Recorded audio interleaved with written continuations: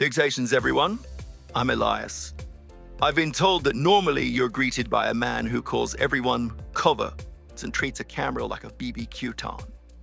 Today, we're elevating the tone. We aren't just taking photos, we are sculpting dimensions. We're talking about foreground interest, the art of putting something right in the viewer's face so they can't possibly ignore how brilliant your composition is. First, let's look at this urban scene. Without that small table in the immediate foreground, you just have a bunch of blokes playing a cello in a tunnel. Fine, but flat.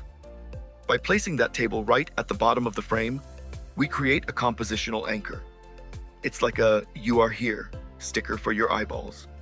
It pushes the musicians back, giving that gorgeous architecture room to breathe. It's not just a photo, it's a stage.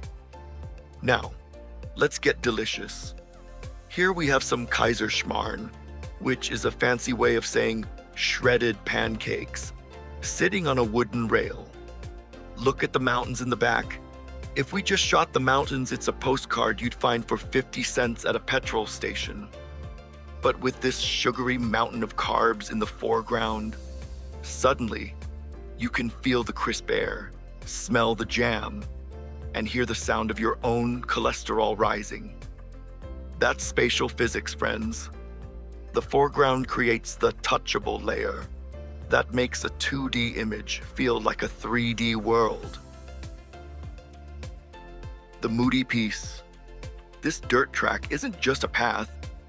It's a leading line that starts right at your feet. By focusing on the texture of the grass and the mud in the foreground, the sunset and the mist feel miles away. We aren't just using Lightroom sliders to fake depth anymore. We're using the literal ground beneath us to build a story. It's immersive, it's atmospheric, it's basically magic without the top hat.